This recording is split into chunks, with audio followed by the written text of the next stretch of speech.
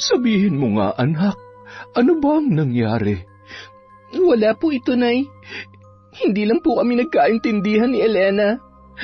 Maayos din naman po namin to. Basta, siguruhin mo lamang na hindi ka nila gagawan ng hindi maganda, anak, ha?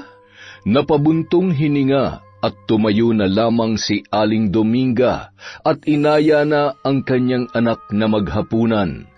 Malungkot naman na sumunod si Jasmine.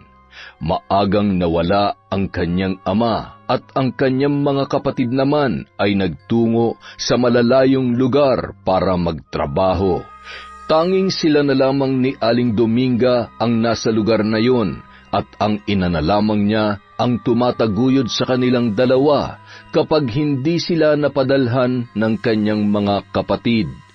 Hindi na rin naman inuobliga ni Aling Dominga ang kanyang mga anak para magpadala, at kung magbibigay naman ang mga ito ay ipinagpapasalamat niya ng malaki. Kinabukasan, maagang umalis si Aling Dominga dahil maglalako pa siya ng mga kakanin at ulam. Mabait na tao si Aling Dominga pero wag lamang siyang magagalit. Yun ang sabi-sabi ng mga taga-bayan. May lahi kasi sila na mambabarang ayon sa mga kwentuhan. Kaya naman kinatatakutan siya ng mga taga roon. Wala pa namang napapabalita na may binarang na si Aling Dominga dahil mas pinagtutuunan niya ng pansin ang paminsan-minsang panggagamot. Ngunit hindi talaga yon ang pinaglalaanan niya ng panahon. Si Jasmine naman, nanatili lamang sa kanilang bahay. Wala siyang ganang lumabas dahil napakalungkot ng kanyang pakiramdam. Hindi niya kayang makita ang kanyang mga kaibigan na para sa kanya sa mga panahong ito ay isang paasa at isang traidor.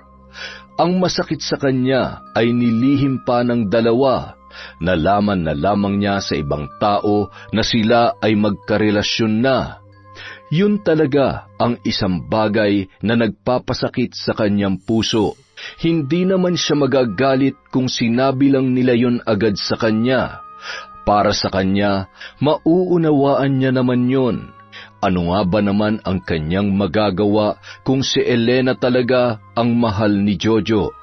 Masaya naman siya kapag nakita ang kaibigang masaya kahit pa ang kapalit noon ay siya ang masaktan. Nasa ganoon siyang tagpo nang biglang dumating si Elena. Galit na galit ang babae. Nagsisisigaw sa labas ng kanilang bahay dahilan para maputol ang kanyang pagmumuni-muni. Napakunot ang noo niya na lumabas ng bahay at nakita si Elena kasama ang iba pa nilang kakilala.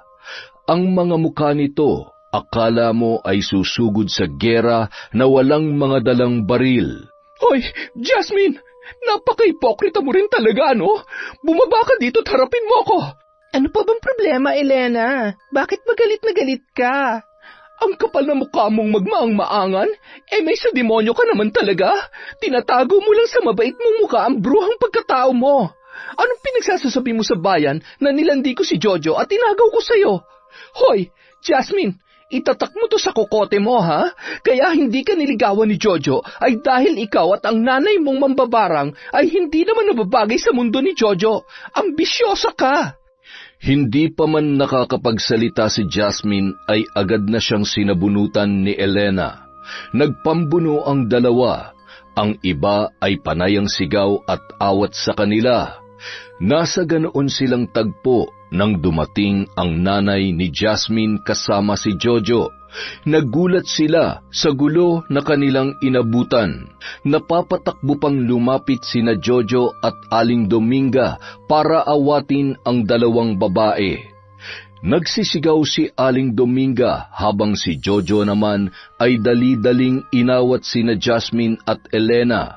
Pinagtutulak pa ni Jojo ang 3 pang babae na nakikisawsaw sa away ng dalawa. Gulo-gulo at punit-punit na ang mga damit ni na Jasmine at Elena. Nang makita ni Elena si Jojo ay agad itong nag-iiyak na ipinagtaka naman ni Jasmine. Kanina ang tapang-tapang ng babae kasama ang kanyang mga alipores, ngunit ngayong naririto na si Jojo, akala mo ay siya na ang inapi. Ano ba nangyayari? Bakit kayo nag-aaway? Jojo, ito kasing si Jasmine. Bigla na lamang akong sinugod. Nandito lang naman sana ako para dalawin siya kasi ilang araw ko na siyang hindi nakikita. Umiiyak na saad ni Elena na sinang-ayunan naman ng 3 pa niyang kasama. Ang iba naman ay hindi lamang umiimik.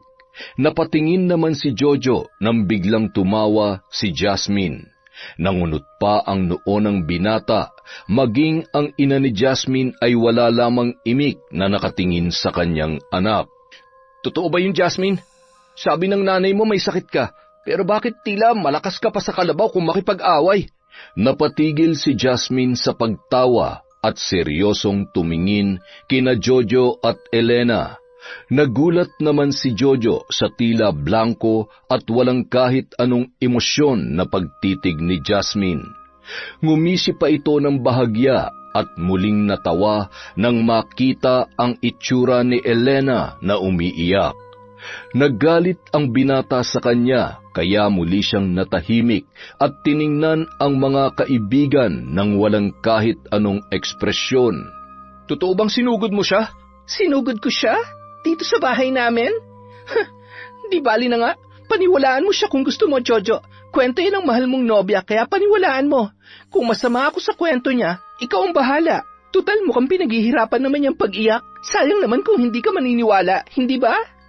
Natigilan si Jojo sa sinabi ng kaibigan. Napaatras naman ang mga alipores ni Elena nang tingnan sila ni Jasmine isa-isa. Kakaiba kasi ang paraan ng pagtitig ng babae, para bang walang kaluluwa ang kanyang mga mata. Kanina ang tapang niyo sumugod dito, nakakala niyo mga katipunera kayo. Muntik niyo na malagpasan ng tapang ni Gabriela Silang. Pero bakit ngayon? Titig ko pa lang ay bumabaluktot na ang likod niyo. Mga duwag, matapang lang kayo kapag walang nakakakita. Wika ni Jasmine sabay talikod. Inaya niya na ang kanyang ina na pumasok na sa loob ng bahay. Ngunit siya ay napahinto nang may biglang maalala at muling hinarap sila Jojo. Elena, kung ano man yung chismis na narinig mo, hindi ako nagpapakalat nun. Hindi ako pinanganak ng nanay ko na maging chismosa katulad ng mga kasama mo. Sila kayang tanungin mo kung sino nagpapakalat na nilanti mo si Jojo. Bata pa lang tayo, kilala mo na ako. Hindi ba sa ang bibig ko? Kung tutuusin, mas pasmado yung bunganga mo. Chismosa ka rin kasi. Pagkatapos noon ay pumasok na sila at pabalibag na isinara ni Jasmine ang pinto na ikinagulat ng lahat, lalong-lalo na si Jojo. Sa tanang buhay niya, noon niya lamang nakitang nagalit ang kanyang kaibigan. Kahit palaging si Jasmine ang maldita sa paningin ng iba kumpara kay Elena, pero ni minsan hindi niya pa ito nakitang nagalit. Napatalon pa sila nang sabuyan sila ni Jasmine ng asin at sinabing pantaboy yon sa masasamang elemento, sabay sarado ng kanilang bintana. Nagkulong ang dalaga sa kanyang silid. Tinatawag siya ng kanyang ina, ngunit hindi yun sumasagot. Wala siyang gana sa lahat ng bagay. Kahit ang nanay niya ay hindi niya pa rin gustong makausap. Naisip ni Jasmine na ganito pala kapag nasaktan. Kahit mundo ay hindi mo kayang harapin. Ilang sandali pa, narinig niyang nagwika ang kanyang ina. Hayaan mo anak, may araw din ang mga yan. Hindi na lamang pinansin ni Jasmine ang sinabi ng kanyang ina. Binaliwala niya yon dahil ang tanging naririnig niya ay ang kanyang nararamdaman. Hindi alam ng dalaga kung ilang oras na siyang nasa loob ng kanyang kwarto. Napabangon na lamang siya nang makita ang sinag ng buwan mula sa siwang ng kanyang bintana. Lumapit siya doon at binuksan. Napapikit pa siya nang siya ay salubungin ng napakalamig na simoy ng hangin. Pagdilat ng kanyang mga mata, ang kagandahan ng paligid ang kanyang nasilayan. Napangiti siya sa katiwasayang hatid ng kabilugan ng buwan. Kakaibang enerhiya ang kanyang nararamdaman kapag nasasaksihan ang bilog na buwan. Nasa ganoon siyang pag-iisip ng kanyang maalala ang kanilang kabataan. Noong mga panahon na wala silang ibang iniisip kundi ang kanilang pagiging bata, na walang ibang ginawa kundi ang maglaro. Napangiti ang dalaga at sinariwa ang nakaraan. Tila ba isang palabas na inaalala ni Jasmine sa kanyang isipan ang mga panahon kung saan masaya pa silang magkakaibigan. Bata pa lamang sina Jasmine at Jojo ay madalas na silang magkasama. Palagi silang naglalaro sa ilog. Mayaman ang pamilya ni Jojo at isa sa mga kilala sa bayan na yon. Naging magkaibigan din sila dahil ang ina ni Jasmine ang dahilan kung bakit nabigyan ng ikalawang buhay si Jojo at ang kanyang ina. Muntik na kasi silang malunod sa ilog noon nang tumaob ang sinasakyan nilang bangka. Bigla kasing tumaas ang tubig kaya muntik na silang madisgrasya. Mabuti na lang at nung mga oras na yon ay naroon si Aling Dominga. Walang takot niyang nilangoy ang ilog at nailigtas sina Jojo at ang kanyang ina. Kaya ganoon na lamang kalaki ang pasasalamat ng ama ni Jojo kay Aling Dominga. At bibigyan niya sana ito ng pabuya, ngunit hindi ito tinanggap ng ginang dahil wala naman umanong bayad ang pagsagip ng buhay. Dahil ayaw tanggapin ni Aling Dominga ang pabuya, ay nag-alok na lamang ang ama ni Jojo na maglaba si Aling Dominga sa kanila tuwing Sabado, at kapag Lunes, Miyerkules at Biyernes ay maglilinis naman sa kanilang bahay, bagay na sinang-ayunan at pinasalamatan ng ginang. Dahil doon, naging mas malapit pa sa isa't isa ang batang sina Jojo at Jasmine. Natutuwa naman ang mga magulang ng binata sa dalaga dahil napakabait noon.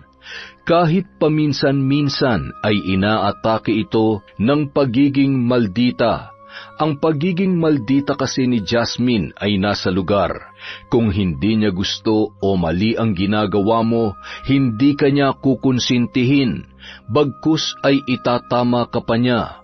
Masaya ang pagkakaibigan nila hanggang sa pumasok si Elena sa kanilang buhay.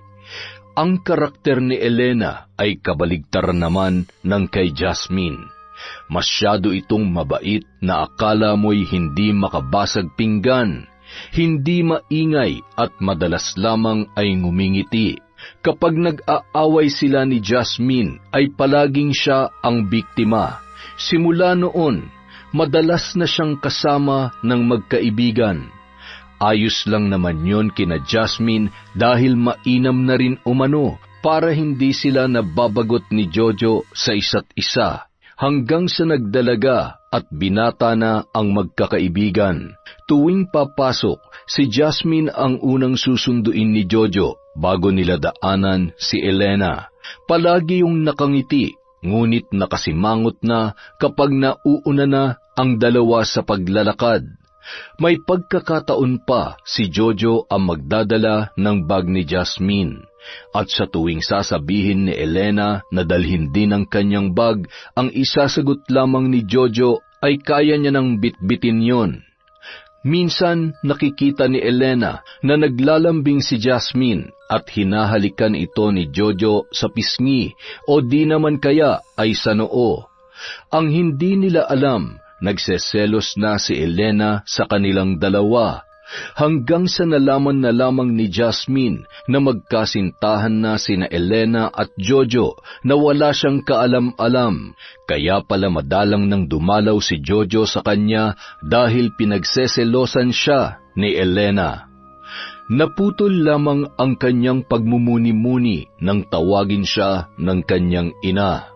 Sabi nito ay may bisita daw siya na ipinagtataka naman ni Jasmine. Dali-dali siyang lumabas at bigla siyang napahinto. Tinitigan niya ang 2 tao na nasa kanilang munting sala. Napakunot ang kanyang noo nang siya ay lumapit, habang ang 2 naman ay nakatingin lamang sa kanya. Anong ginagawa niyo dito? Jas, nandito kami para makipag-usap sa'yo. Ayaw ko na magkakasira-sira tayo. Magkakaibigan tayo, di ba? Jas, mag-sorry ka na kay Elena. Nagbibiro ka ba? Naririnig mo bang sinasabi mo? Bakit ako pang hihingi ng tawad hindi naman ako nauna? Pero, Jas, alam mo ba kung ano masasakit na pinagsasabi niyan sa akin? Sinabi niya na hindi naman ako bagay sa mundo mo kasi mahirap lang kami. Napatingin si Jojo kay Elena at nagulat. Bigla namang humikbi ang babae nang makita ang reaksyon ng kanyang kasintahan. Ngunit sa halip na magalit ay inalo naman niya si Elena nang makitang umiiyak ito. Kahinaan kasi ni Jojo ang luha ng babae dahil parang nakikita niya ang kanyang ina sa mga yon. Kaya naman sa tuwing umiiyak si Elena ay napapawi ang galit ni Jojo. Sige, okay lang, Jess. Kung hindi ka talaga magsosorry sa kanya, mabuti pang hanggang dito na lang ang pagkakaibigan natin.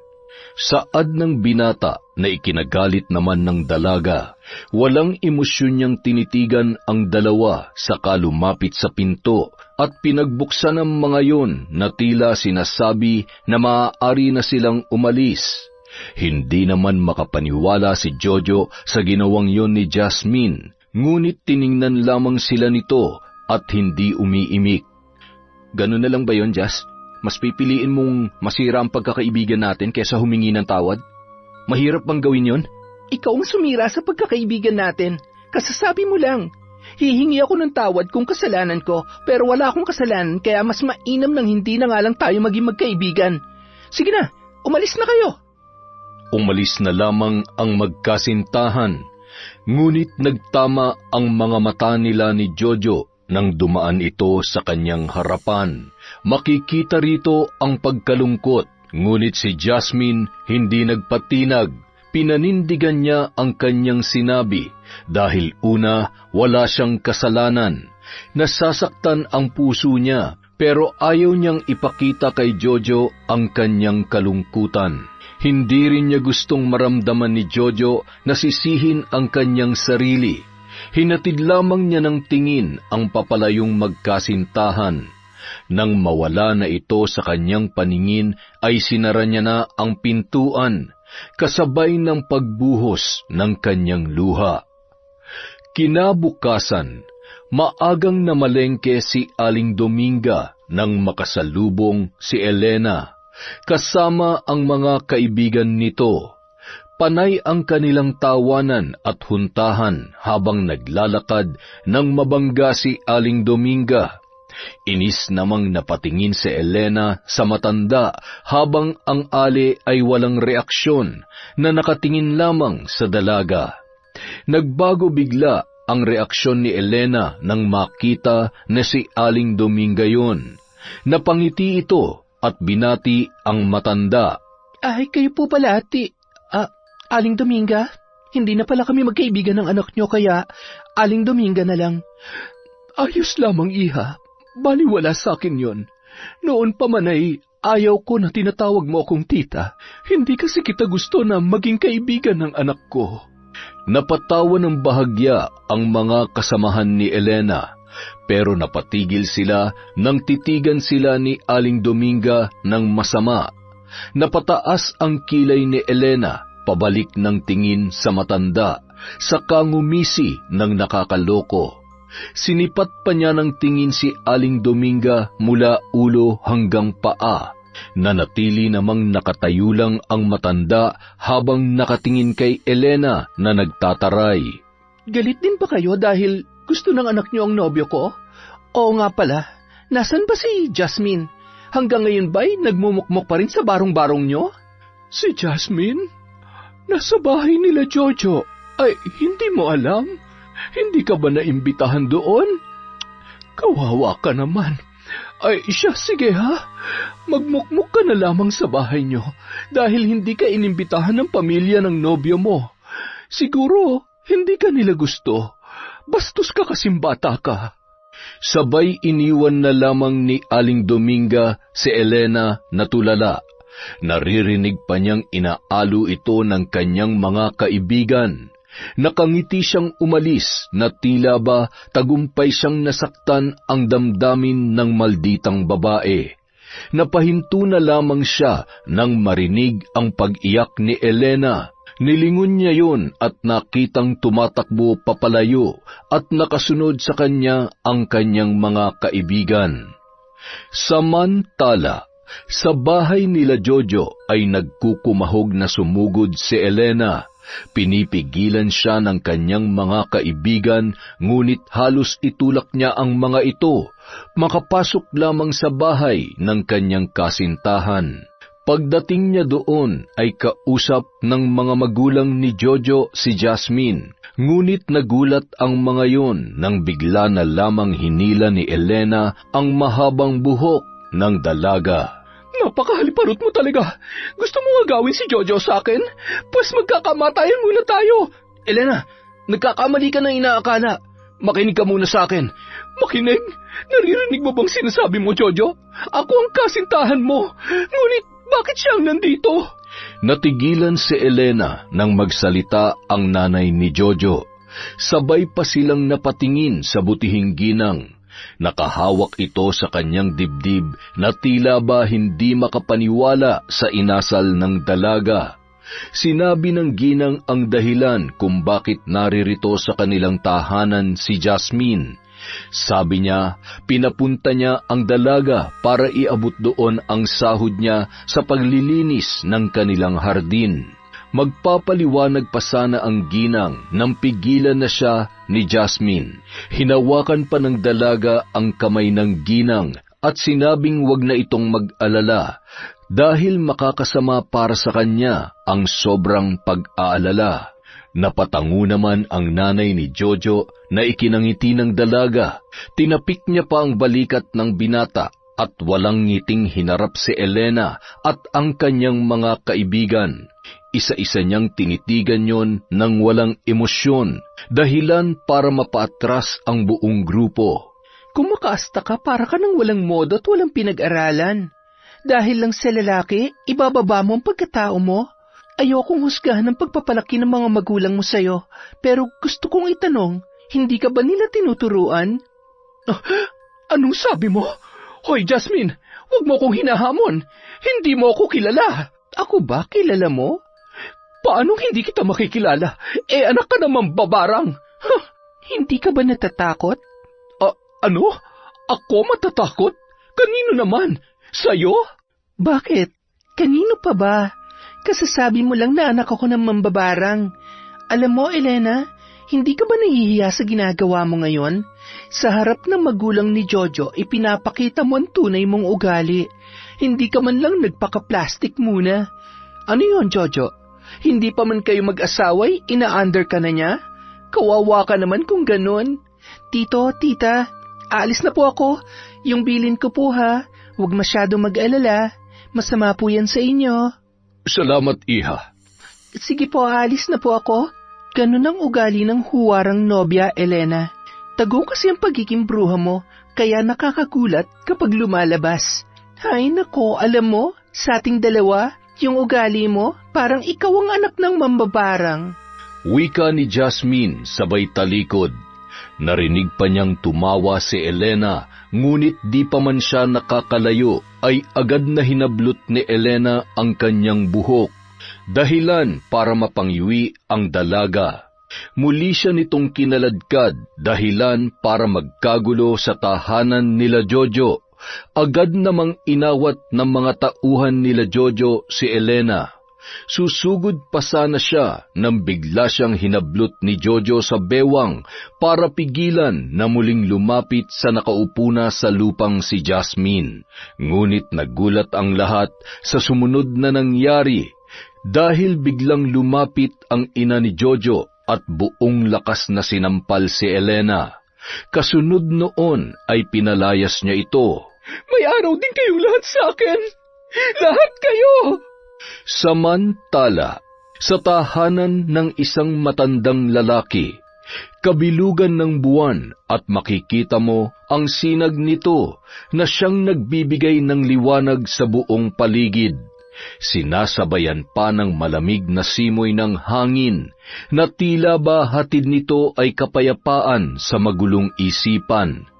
Dagdagan pa ng napakagandang kaparangan na nakapaligid sa kubong yon. Ito ay ang bahay ni Mang Tasyo, ang kilalang manggagamot. Kasalukuyan siyang nagdarasal noon nang siya ay matigilan. Napag-aralan mo na ba ang lahat ng dapat mong pag-aralan, Dominga? Kailangan ay may sa ulo mo ang lahat ng sangkap nitong langis. Salamat, Mang Tasyo. Pag-aaralan ko po itong mabuti. Alam kong magaling ka, Dominga. Kayang-kaya mo yan. Muli silang nag-ensayo sa paggawa ng gamot, samantala sa kabilang panig ng daigdig, kasabay ng hangin ay namamayagpag din ang panalangin na ang dulot ay sakit. Sa kabilugan ng buwan ay namamayani ang kadiliman sa isang kubo na nakatayo sa isang liblib na kagubatan. Napapalibutan ang kubong yun ng iba't ibang tanim na halaman ng sugo ng kadiliman. Diyos ng kadiliman, bigyan mo ko ng iyong kapangyarihan. Dinggin mo ang panalangin ng iyong abang lingkod. Tila nangilabot naman si Elena sa naririnig na panalangin ng kanyang ina. Kahit madalas niya pang naririnig ang ginagawa nito, ay nakakaramdam pa rin siya ng pangingilabot. Saglit na tumigil ang matanda at napatingin sa kanya. Anak, sigurado ka ba na gagawin natin ito? Inay, kung nakita ninyo ang ginawa nilang pamamahiya sa akin ay tiyak na magagalit kayo. Pinahiya nila ako kaya nararapat lamang ito sa kanila. Ngunit anak, masama ang balik nito sa'yo. Nag-aalala lamang ako. Kumalma lang kayo, inay. Hindi naman sila papatayin eh. Tuturuan lamang sila ng leksyon. Napag-isipan mo na ba talaga itong mabuti?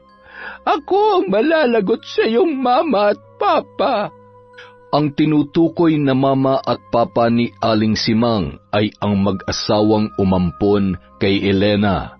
Ngunit kalaunan ay nalaman ng dalaga na hindi niya ito tunay na mga magulang at si Aling Simang ang kanyang tunay na nanay. Kahapon ko pa yan pinag-isipan at sigurado na ako. Isa pa, hindi naman akong mapagbibintangan kundi ang malditang si Jasmine. Ano, tutulungan niyo ba ako, Nay? Akala ko ba mahal niyo ako? Kung ganon, ano ang dala mong kagamitan na ipapabarang mo?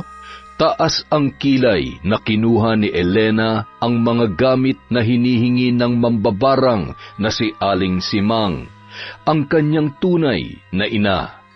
Nang iabot ni Elena ang mga larawan ay bigla na lamang nanlaki ang mata ng matanda. Nangunot naman ang noo ng dalaga sa nakitang ekspresyon ng kanyang ina. May problema po ba? Ano bang naging kasalanan ng pamilyang ito sa'yo? Iha, mabait ang pamilyang ito at wala akong mga naririnig na hindi maganda tungkol sa kanila. Nay, wala akong pakialam kahit gaano pa sila kabuting tao. Basta gawin niyo kung anong gusto ko. Napapailing na isinagawa ni Aling Simang ang hinihiling ng kanyang anak. Panay ang usal niya ng Latin na panalangin habang ikinakabit ang mga larawan sa bungo na nakapatong sa altar na may itim na patron. Muli niyang tiningnan si Elena at taas kilay naman siyang ginantihan ng tingin noon na parabang sinasabi na gawin mo na ang gusto ko. Anak, gusto ko lamang ipaalala sa iyo na hindi ako nananakit ng mabubuting tao. Pero dahil ikaw ang may kagustuhan nito, gagawin ko. Ang kasamaan ay laging may kapalit na kaparusahan. Yan ang huwag na huwag mong kakalimutan. Napailing na lamang si Aling Simang dahil hindi na sumagot ang kanyang anak at hindi siya lubos makapaniwala sa ugaling ipinapakita ni Elena. Hindi niya akalain na sa kabila ng kabutihan ng mga umampun sa kanya ay may kakaibang ugaling tinatago ang dalaga. Sa bagay, bunga si Elena ng kasamaan ng mga taong sumira sa kanyang buhay. Masamang tao ang ama ni Elena, kaya hindi rin malayong masama ang ugali nito. Ilang sandali pa, sinimulan ni Aling Simang ang kanyang panalangin. Maririnig sa loob ng kubo sa gitna ng liblib na kagubatan ang pag-usal ng kanyang dasal. Tanging katahimikan, mga kuliglig at mga hayop sa gubat ang piping saksi sa pagsasagawa ng kasamaan ng mga taong may masamang hangarin na makapanakit ng kanilang kapwa. Ilang saglit pa, tinatangay na ng hangin ang itim na usok na siyang magdadala ng sakit para sa mga tao na nasa larawan na hawak ng matanda. Humayo kayo't magdulot ng karamdaman. Puntahan ninyo mga taong nasa larawan. Dinggin mo, Diyos ng kadiliman, ang panalangin ng taong puno ang puso ng kasamaan. Mahabang panalangin ni Aling Simang. Pagkawika noon ay kasabay ng pagbuhos ng ulan at pagguhit ng kidlat sa kalangitan.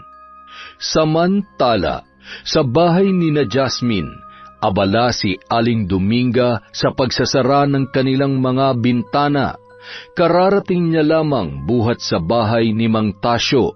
Mabuti na lamang, hindi siya inabutan ng malakas na ulan.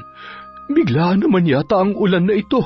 Abay, kani-kanina lamang ay napakaganda ng panahon at ang liwanag ng sinag ng buwan. Hindi po kaya may bagyo, Nay? Wala naman akong nakikitang senyales na may bagyong paparating. Malumanay lamang ang hangin kanina at napakamatiwasay. Masyado naman po yata ang pag-aalala nyo. May nararamdaman po ba kayong kakaiba? O masama po ba ang pakiramdam ninyo? Mukhang may hindi magandang mangyayari, anak. Mas maganda kung ihanda mo ang iyong sarili. Bakit po, Nay? Bakit ko po kailangang ihanda ang sarili ko? Basta hindi maganda ang pakiramdam ko. Malalaman natin bukas. Kinaumagahan, nagkagulo sa bahay nila Jojo dahil sumusuka ang pamilya ng mga berdeng likido. Ang kanyang ina ay namimilipit sa sakit habang ang kanyang ama naman ay katulad ni Jojo na panay ang suka. Agad na nagpunta ang kanilang doktor para sila ay suriin. Ngunit maging siya ay nagtataka kung bakit sila nagsusuka, gayong normal naman ang mga tests na ginawa sa kanila.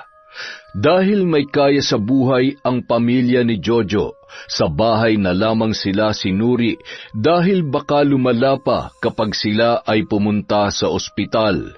Sinabi ng doktor na siya'y babalik kapag nalaman na ang resulta. Napatango na lamang ang mag-asawa sa sinabi ng kanilang doktor. Agad na kumalat ang balita sa buong bayan at agad namang nakarating kay Aling Dominga ang balita. Dali-dali silang nagpunta sa bahay nila Jojo, ngunit hindi maganda ang kinahinatnan nang sila'y makarating. Sapagkat ng mga oras na yon ay kalat na ang balita na silang dalawa ni Jasmine ang nangulam sa pamilya. Marahil ay si Elena ang may pakana ng pagkakalat ng maling impormasyon. Dahil nang makarating sila ng kanyang anak ay naroon na ang dalaga. Sigurado ako na sila may kagagawa nito sa inyo, Jojo, dahil mambabarang ang mag-inang yan. Maghunos dili ka sa sinasabi mo, Elena. Hindi magandang nambibintang. Hoy, matandang mambabarang, walang ibang gagawa nito kundi, aray. Hindi niya na natapos ang kanyang sasabihin dahil mahigpit siyang hinawakan ni Jasmine sa daliri. Halos mamilipit na siya sa sobrang sakit, ngunit hindi man lang nagtangka si Jasmine na siya ay bitawan.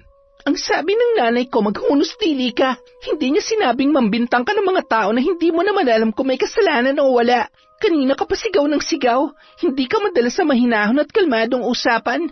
Yung totoo, may ginawa ka bang kalokohan? Ano? Bakit? Mukha ba akong mambabarang? Ang sabihin ninyo, kayo ng barang kila Jojo. Tama na, Elena. Huwag tayong basta-basta mambibintang. Hintayin natin ang tawag ng doktor. Binabarang kayo ng mag-inang yan, kahit magpatingin pa kayo sa albularyo. May nakikita ka bang dahilan, Elena? Para barangin namin ang pamilyang ito? Kung ikaw, baka pwede pa, pero ang pamilyang ito, isang pagkakamali na gawin yon. Mabuti silang tao. Yun ang bagay na hindi mo nakita. Bakit, Elena? May alam ka ba sa pambabarang? At saka, bakit naman namin babarangin ang pamilya ni Jojo? Bakit sila pa? Kung mambabarang kami at meron mang dapat barangin dito, yun ay walang iba kundi ikaw. Hindi ba? Natigilan ang lahat nang makitang nagsuka ng malapot na likido ang nanay ni Jojo. Napatakip pa ng bibig si Aling Dominga. Agad niya itong dinaluhan at hinawakan ang pamulsuhan at doon na siya napalingon kay Jasmine. Diyos ko, binabarang nga sila. Nanlaki ang mata ng mga naroroon. Agad na inutusan ni Aling Dominga si Jasmine na puntahan si Mang Tasyo dahil nanganganib na ang buhay ng ina ni Jojo. Ito kasi ang mas napuruhan ng barang. Anumang oras ay may lalabas na kung anong insekto sa katawan ng ginang at baka hindi niya yon kayanin. Pinasamahan si Jasmine ni Aling Dominga sa mga pinsan ni Jojo. Malakas ang ulan na tila ba hinahadlangan silang makaalis, ngunit buo ang loob ng dalaga. Dito ka lang, huwag kang aalis. Kapag umalis ka, siguradong may kinalaman ka sa mga nangyayari. Mamaya, mapapatunayan natin kung sino may kagagawan nito. Pinaghihinalaan mo ba ako o pinagbibintangan? Wala sa dalawa, dahil ikaw naman talaga. Pagsisisihan mo ang araw na kinalaban mo kami ni Ina Elena. Galit kami sa asal demonyo, kaya mamaya ilalantad kita. At ipagdasal mo na walang mangyari kay tita, dahil kapag may nangyaring hindi maganda sa kanya, ibabalik ko sa iyo ng triple ang ginawa mo. Hintayin mo lang ako.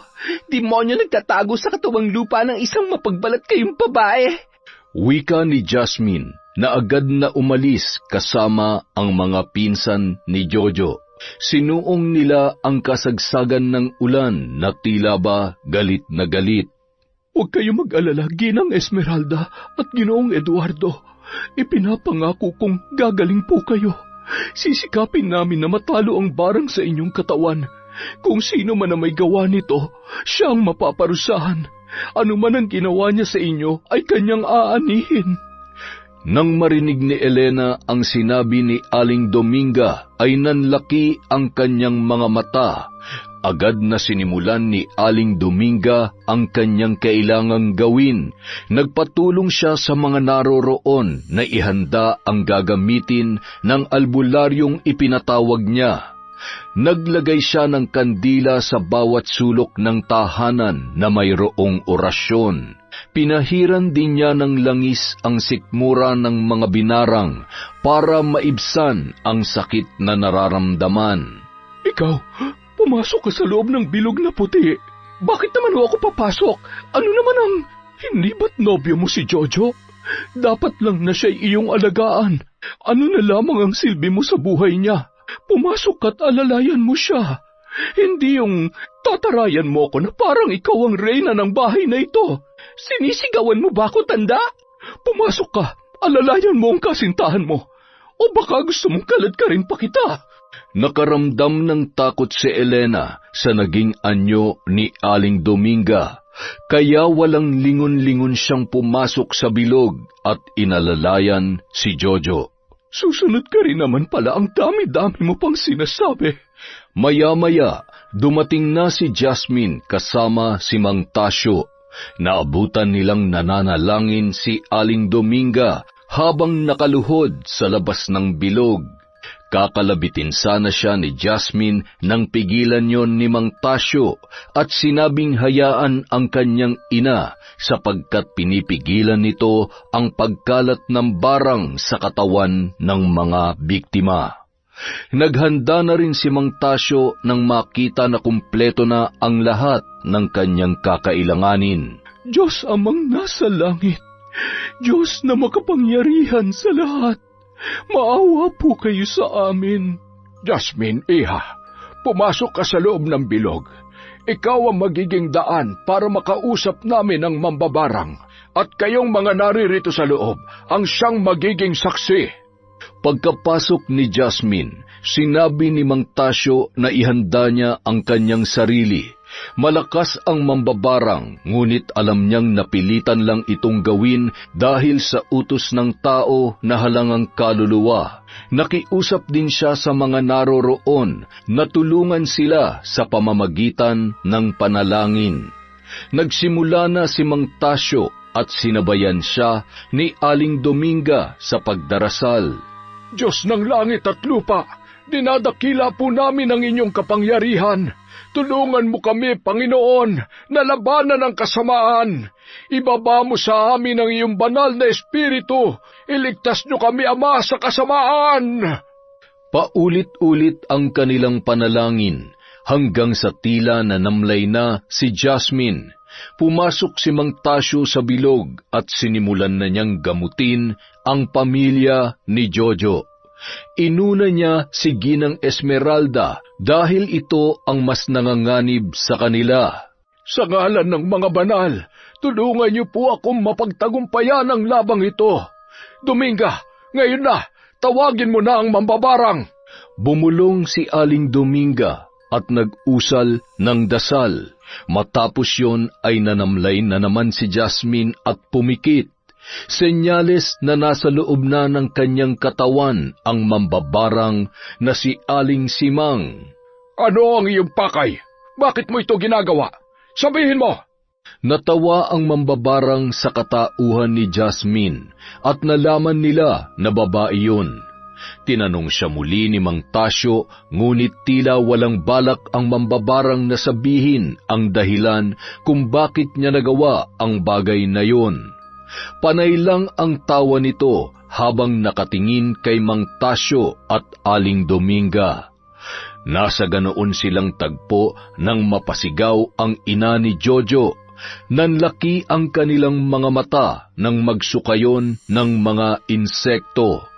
Napaiyak naman ang mag-ama na nakatingin sa kanilang ilaw ng tahanan, habang si Mang Tasyo ay agad na nag-usal ng panalangin para pigilan ang paglabas ng mga naturang insekto. Sabihin mo kung anong pakay mo. Kung ayaw mong ilantad ko ang taong nag-utos sa'yo, kilala ko siya, kaya sabihin mo na ang dapat mong sabihin.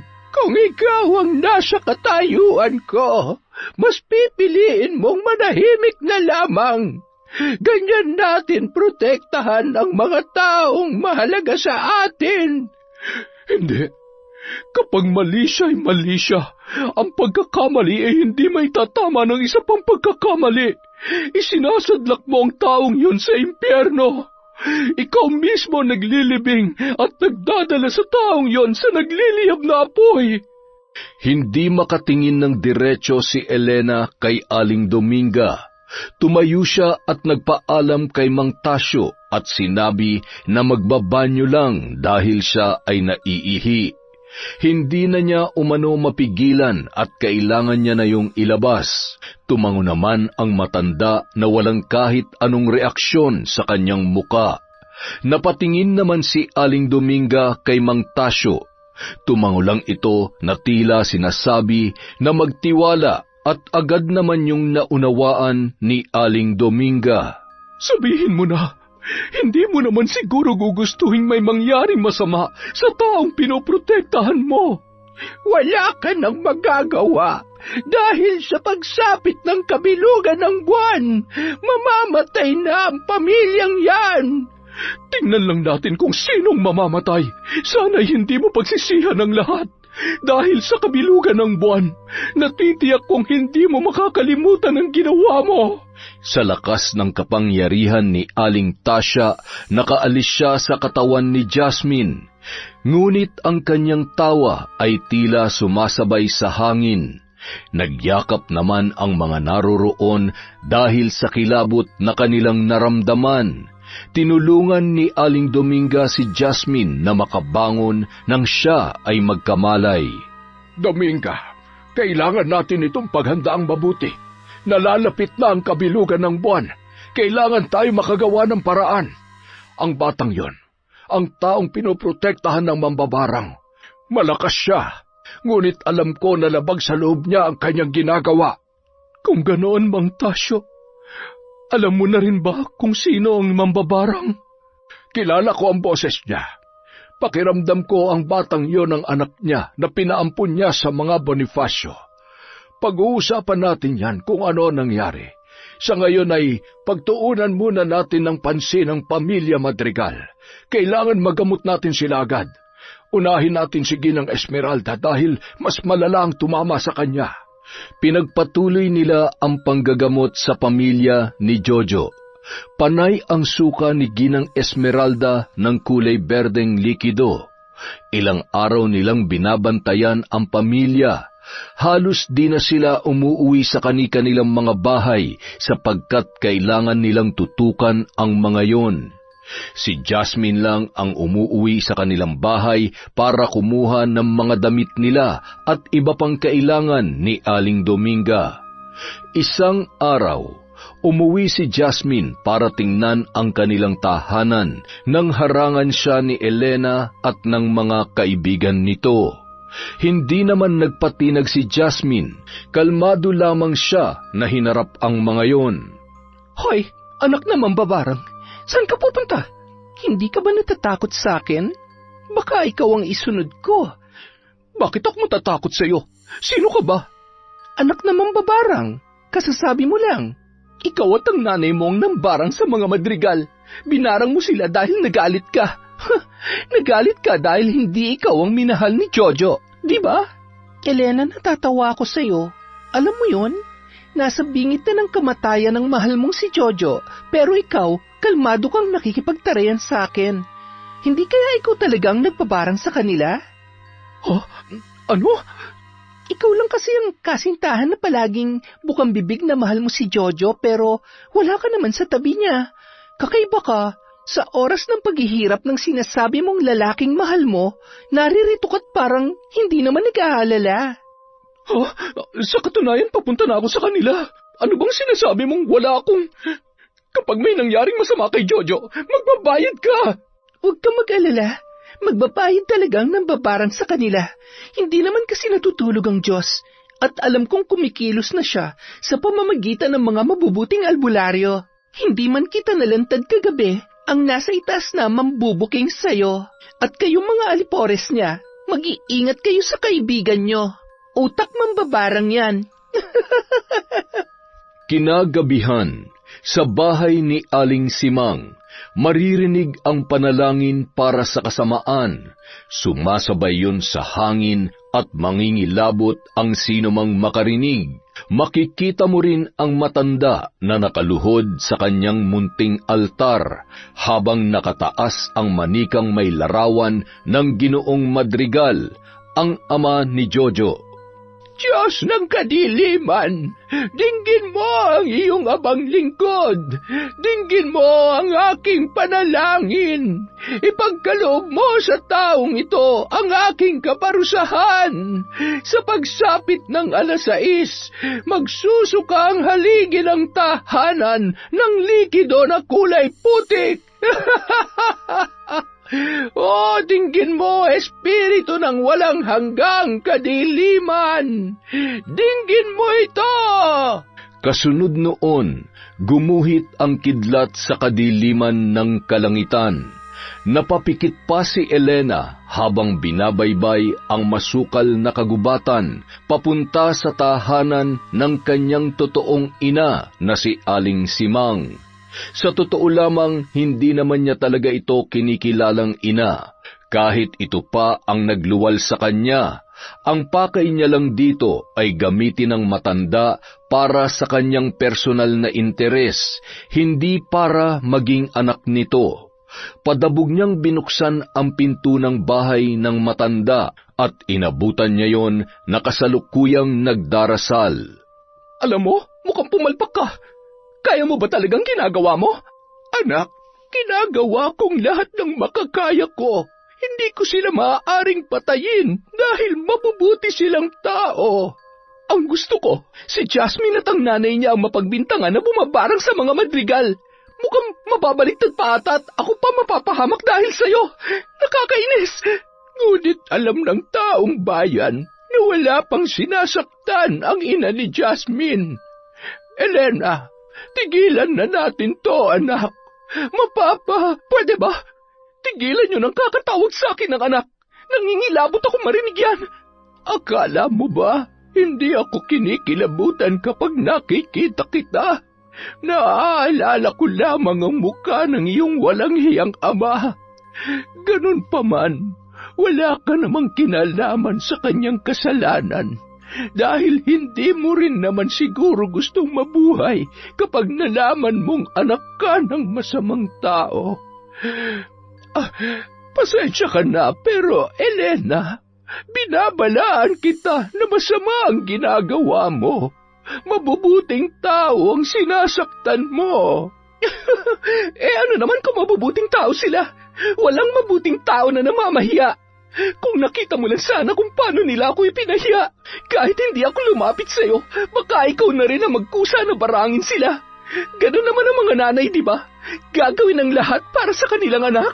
Oo, kapag mabuti ang anak, ay lahat gagawin ng isang ina. Bakit? Mabuti ka bang anak? Ha, Elena? Napaatras na lamang ang dalaga sa paraan ng pagtitig ni Aling Simang. Ang mga mata niya ay tila isang malungkot na kagubatan na walang kahit anong liwanag na maaaninag. Aalis na ako. Babalik na lamang ako bukas. Samantala, sa bahay ng mga madrigal, nagsisigawan ang mga katulong dahil sumusuka si Mr. Madrigal ng kulay putik at malapot na likido. Halos iluwanan nito ang kanyang bituka. Naluluha na rin ang kanyang mga mata. Makikita na ang mga ugat sa kanyang leeg dahil sa inilalabas nito mula sa kanyang katawan. Agad namang sumaklolo si Aling Dominga. Mabilis niyang pinahiran ng langis ng nyog na may halong abo ng ahas ang sikmura ng lalaki. Sa pamamagitan nito, maiibsan ang sakit na nararamdaman ng haligi ng tahanan. Dominga, ano nangyari? Mang Tasyo, mabutit naririto na kayo. Bigla na lamang siyang nagsuka. Mukhang malala na ito. Matindi ang galit ng gumawa nito, Dominga. Ano ang kasalanan nila sa mga taong yon? Alam naman natin, Mang Tasyo, na mabuti ang pamilyang ito. Kaya walang dahilan para gawin sa kanila ito. Ngunit, bakit sila binabarang ng mga yon? Natigilan ang dalawa nang sumabat ang isa sa mga katulong. Sinabi niya na bago nangyari ang pambabarang ay nagkaroon ng away sa tahanang yun. Ayon sa kanya, nung araw na kumuha ng sahod si Jasmine ay sumugod si Elena sa tahanang yun at galit na galit. Nagbanta pa umano si Elena ng hindi maganda sa pamilya bago yun umalis. Natigilan sila nang biglang sumigaw si Jojo. Dali-dali namang tumungo si Aling Dominga sa silid ng binata. Halos manlaki ang ulo niya nang makitang lumolobo ang balat ng binata at biglang pumuputok. Nagsuka ito ng balahibo na sa wari niya ay nanggaling sa ibon o manok. Mang Tasyo, madali kayo! Natitiyak ko na ang mambabarang. Siya nga po kaya talaga. Walang ibang gumagamit ng balahibo ng manok sa pambabarang, kundi ang matanda na nasa gitna ng gubat. Sigurado na ako na si Simang. Kung ganun ay puntahan na natin siya. Hindi, Dominga. Kapag ginawa natin yon, ay para na ring ipinain natin ang ating mga sarili sa kanyang patibong. Labanan na lamang natin ito ng mga dasal at tiwala sa sarili. May tiwala ako sa kakayahan mo, Dominga. Napatango na lamang ang babae sa sinabi ni Mang Tasyo. Panahon na para gamitin niya ang kanyang kaalaman. Ang kasamaan, lalabanan niya ng kasamaan din. Yun lang ang paraan para gumaling ang pamilya ni Jojo. Alam niya na mauunawaan siya ng Diyos. Alam din ng Diyos na hindi niya ginagamit ang itim na bahagi ng kanyang bato. Naghanda na ang dalawa para sa pakikipaglaban. Si Aling Dominga ang haharap kay Aling Simang. Mambabarang laban sa mambabarang. Habang si Mang Tasyo naman ang bahalang gumamot sa mga biktima. Kailangan nilang makontra ang mga itinanim ng mambabarang bago sumapit ang kabilugan ng buwan. Habang inaayos nila ang gagamitin ay dumating naman si Jasmine. Dala ang mga kandilang itim na ipinakuha ng kanyang ina. Itayo mo ng hugis bilog ang mga kandila, anak. Pagkatapos, ilipat mo si Jojo dito sa silid. Ang mga katulong nila'y sabihan mong manatili sa isang silid at wag na wag silang lalabas kahit anong mangyari. Magsisimula na ang totoong laban, anak. Ito lang ang paraan para mapagaling natin sila. Ibabalik natin ang kalupitang ginawa nila sa pamilyang ito. Opo, Nay. Tinipon ni Jasmine ang mga kasambahay sa loob ng isang silid at kanyang binilinan na wag lalabas doon anuman ang kanilang marinig. Pagkatapos ay kinuha niya si Jojo sa silid nito at nilipat sa silid ng kanyang mga magulang. Inihiga niya ang kaibigan at kinumutan yon. Maya-maya, nagsimula na si Aling Dominga sa kanyang pag-oorasyon habang si Mang Tasyo naman ay nagsimula na ring gamutin ang pamilya. Jasmine, iha, ano man ang marinig mo mula sa iyong ina ay huwag kang matakot. Mas mainam na lakasan mo ang iyong pananampalataya sa itaas. Ang pagiging negatibo ay nakakahakot na negatibong enerhiya. Maaari nitong makontra ang kapangyarihan ng iyong ina. Naunawaan ko po, Mang Tasyo. Maging matapang ka. Mas matapang sa taong nagpakulam sa pamilya ng kaibigan mo. Jas, alam kong matatag ka. Hindi ka nagpapatalo. Patawarin mo sana ako. Saka kanila magsalita kapag tapos na ang lahat ng ito. Natigilan sila nang biglang marinig ang panalangin ni Aling Dominga. Nagkatinginan pa sila ni Mang Tasyo at nagkatanguan. Nagsimula na ring mag-usal ng panalangin ang albularyo na halos sumasabay sa ginagawa ni Aling Dominga. Nakakatakot ang boses ng dalawa, ngunit kailangan niyang lakasan ang kanyang loob. Napatingin si Jasmine sa kamay niya nang hawakan yun ni Jojo. Nang tingnan niya ang kaibigan, ay nakangiti ito sa kanya. Diyos ng karimlan, dinggin mo ang panalangin ng iyong abang lingkod. Narito ako't lumalapit sa iyo para hilinging ibalik sa nagsagawa ang kanyang pambabarang. Iaalay ko sa iyo ang kaluluwa ng taong nagsasagawa nito. Diyos amang nasa langit na lumalang sa sanlibutan, dinggin mo, Ama, ang panalangin ng iyong abang lingkod. Ipagkaloob mo sa mga anak mong ito ang kagalingan. Hipuin mo sila ng iyong mapagpalang kamay. At nagpaulit-ulit ang dalawang matanda sa kanilang pagdarasal. Sinabayan pa sila ng dalagang si Jasmine.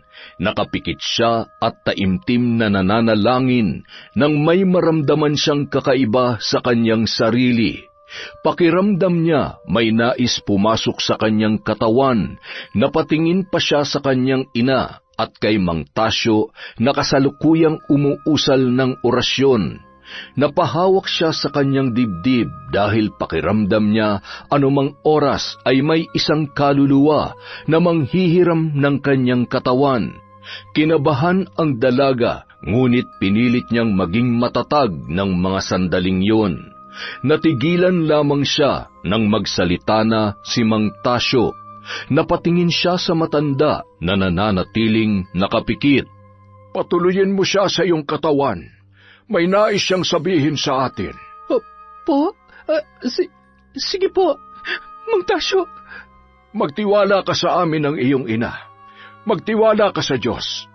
Tumango na lamang ang dalaga at pumikit.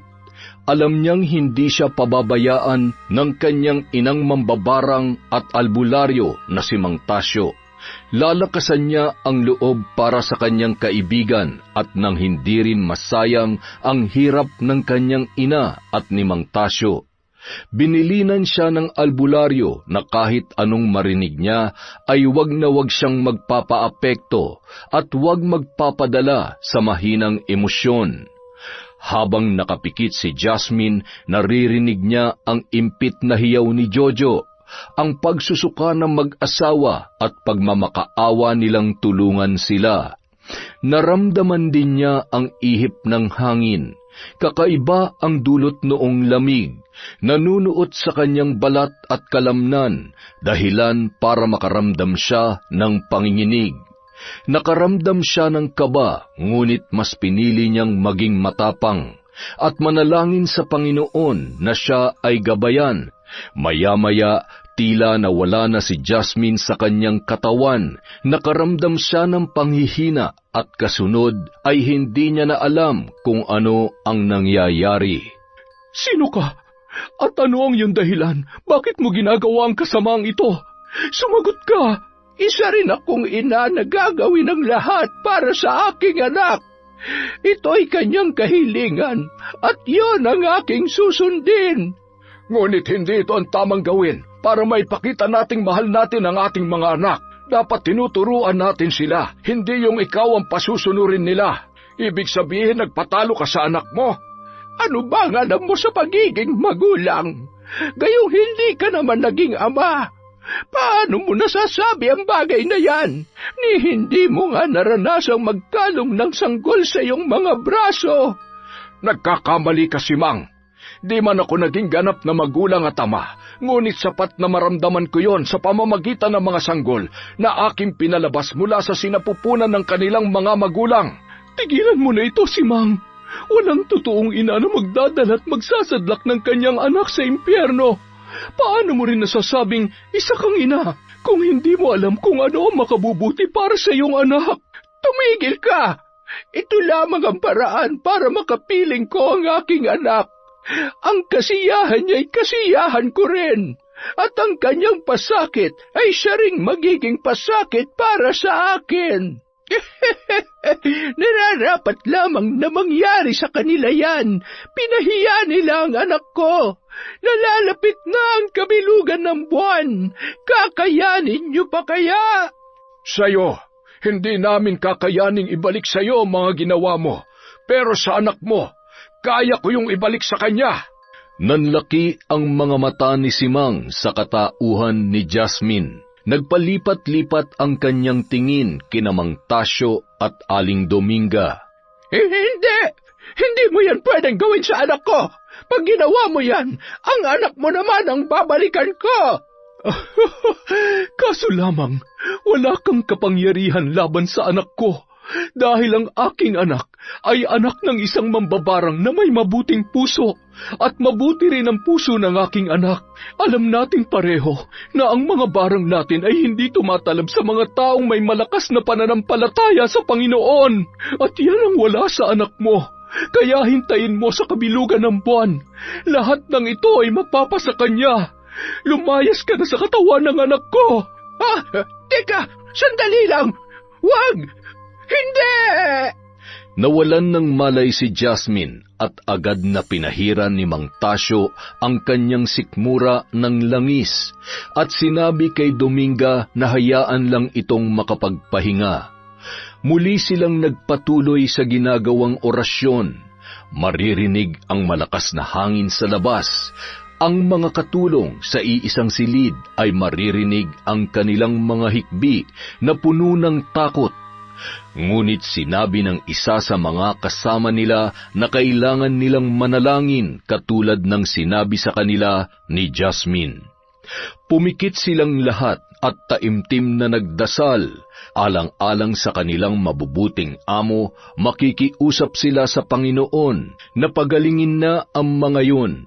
Naalala nila ang sinabi ni Jasmine na hindi bingi ang Diyos Ama sa hinaing ng puso ng kanyang mga anak, lalo na kung ito ay taimtim at hindi rin umano pababayaan ng Panginoon ang mga anak niyang sumasampalataya sa Kanya.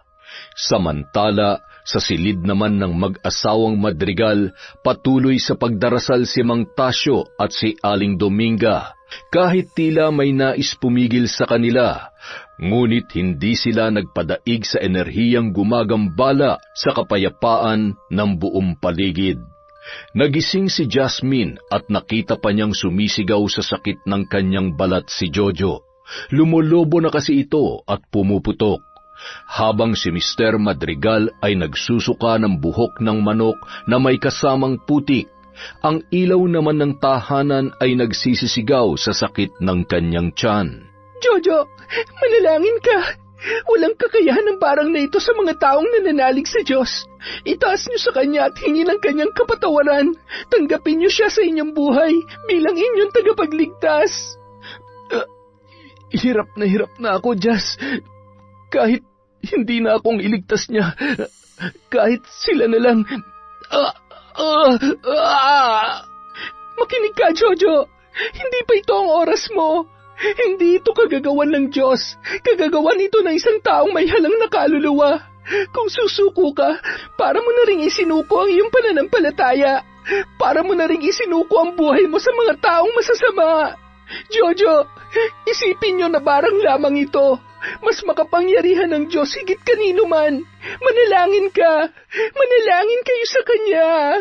Napaiyak ang binata at pilit na bumangon at umupo. Kahit namimilipit sa sakit ay niyakap niya ang kanyang mga magulang. Napayakap din ang mga ito sa kanya. Sinabi niya sa kanila na tama si Jasmine.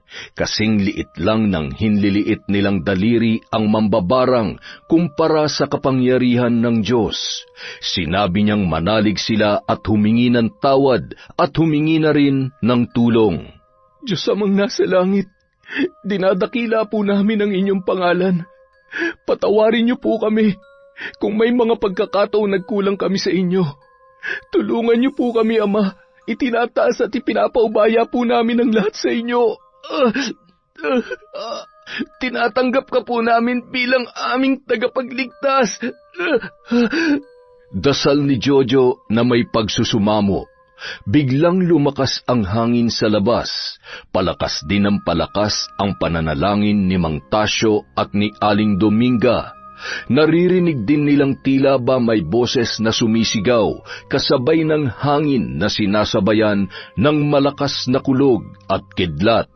Diyos Ama, Diyos Anak at Diyos Espiritu Santo, babaan niyo po kami ng awa. Kahabagan mo po kami. Diyos Ama na siyang hari ng lahat, maawa po kayo sa amin. Ibalik niyo sa masama ang kanyang masamang gawa. Iparanas mo sa kanya ang dinanas ng kanyang kapwa. Iparanas mo sa kanya ang hirap at bighati. Diyos ng ilalim ng lupa, ibalik mo sa kanya ang barang. Bigla na lamang huminto ang hangin sa labas. Nawalan ng malay ang pamilyang Madrigal. Napaupo si Aling Dominga habang hinihingal. Si Jasmine naman natulala na lamang ng bahagya habang nakatingin sa pamilyang wala ng malay. Ngunit napangiti silang tatlo nang biglang gumalaw ang mga ito at bumangon na tila walang naaalalang kahit ano. Nagtanong pa si Jojo kung ano ang nangyari, na sinagot naman ni Jasmine ng isang mahigpit na yakap at may kasamang pag-iyak. Makalipas ang ilang araw, nagkasalubong ang pamilya Madrigal at sina Aling Dominga at Jasmine. Agad na lumapit ang mag-asawa sa mag-ina at hinawakan ang kanilang kamay. Nagpasalamat sila sa mga yon. Kung hindi umano dahil sa kanila, marahil ng mga oras na yon ay nakalibing na sila sa ilalim ng lupa. Hindi rin po magiging matagumpay ang lahat kung hindi dahil sa tapang at husay ni Mang Tasyo. Isa siyang mabuting alagad ng Diyos na may malakas na pananampalataya. Ipaabot mo sa kanya ang aming pasasalamat. At kung maaari ay nais namin kayong anyayahan sa munting salo-salo sa aming tahanan. Sabihin mo kay Mang Tasyo na naway makarating siya. Makakaasa po kayo, Mr. Madrigal. Maraming salamat po. At nagpaalam na ang pamilya. Sinabi ni Jojo na susunod siya sa kanyang mga magulang dahil gusto niyang personal na makausap at pasalamatan si Jasmine. Napangiti naman ang mag-asawa at pinayagan ang kanilang anak. Ganoon din si Aling Dominga. Sinabihan na lang niya si Jasmine na sumunod na lamang sa kanya. Napangiti ang dalaga at hinatid na lang niya ng tingin ang kanyang ina na papalayo sa kanila. Sana mapatawad mo ako. Tayo tong unang naging magkaibigan pero mas pinaniwalaan ko si Elena. Wala yun, Jojo. Hindi mo yun kasalanan. Isa pa, kinalimutan ko na rin yun. Hindi kasi magandang magtanim ng galit sa kapwa. Salamat Tunay ka talagang kaibigan. Ano na nga palang mangyayari sa mga nambarang sa amin? Napangiti na lamang ang dalaga at tumingala sa langit. Dinaman niya pa ang simoy ng hangin na namamayagpag sa kalupaan. Muli siyang dumilat at tiningnan ang kanyang kausap. Ang Diyos na ang nagdesisyon para sa kanila, Jojo.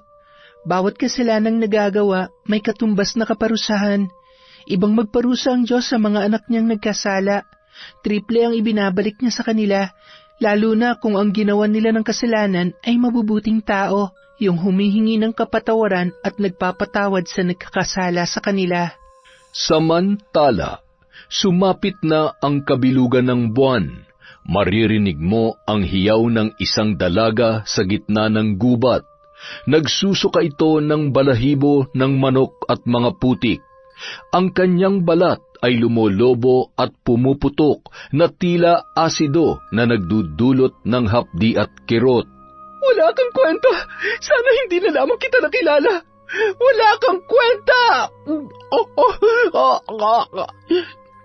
Sinabi ko naman sa iyo sa una pa lamang na ikapapahamak mo ito. Ngunit matigas ang ulo mo. Sukdulan ang kasamaan mo. Ang bata mo pa'y limonyo na ang laman ng iyong kaisipan. Wala ka ng pag-asa. Hintayin mo na lamang ang kamatayan mo. Ano? Anong sabi mo? Ganyan ba dapat ang isang ina sa kanyang anak? Anak? Ikaw, ganyan ka ba dapat sa iyong ina? Hindi mo naman ako itinuring na ina. Ginamit mo lamang ako sa pansarili mong kapakanan. Manang-mana ka sa iyong ama. Nasukdulan ang kasamaan. Ano bang sinasabi niyo dyan?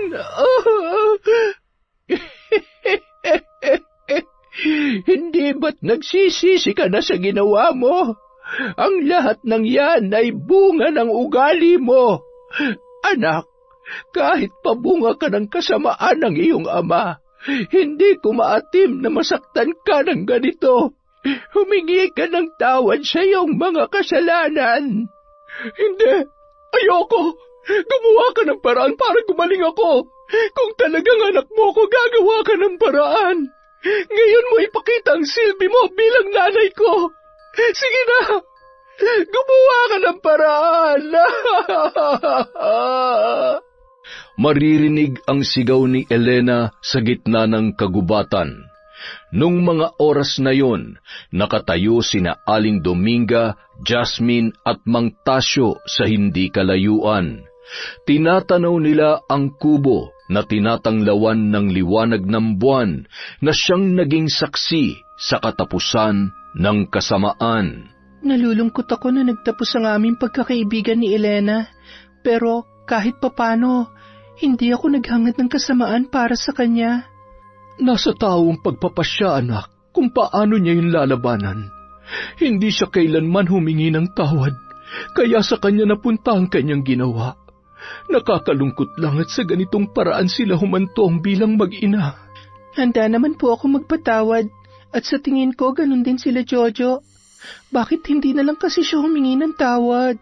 Mahirap para sa isang taong mataas ang tingin sa sarili ang magpakababa. Sa palagay ko'y hindi talaga siya hihingi ng tawad. Hindi rin naging maganda ang kanilang pagkikita. Puno ng galit ang kanilang mga puso. Ginamit lang ni Elena ang kanyang ina. Sa wari ko'y mahal naman siya ng nanay niya. Hindi ka nagkakamali, Iha. Ang buhayin siya ni Simang at ipaampon sa mga Bonifacio ay sapat na para mapatunayang mahal siya nito, sa kabila ng bunga siya ng kasamaan na nagdulot ng matinding sakit kay Simang. Ngunit likas na yata sa dugo ni Elena ang pagiging pasaway na anak. Ibinalik siya ng mga Bonifacio sa totoo niyang nanay. Nakakalungkot palang kapalaran ng nakaguhit sa kanilang mga palad. Ganyang humatol ang Diyos. Hindi man siya naparusahan dito sa lupa, mas matindi ang parusa niya sa langit. Diyos lamang ang nakakaalam kung anong hatol ang nararapat sa kanya.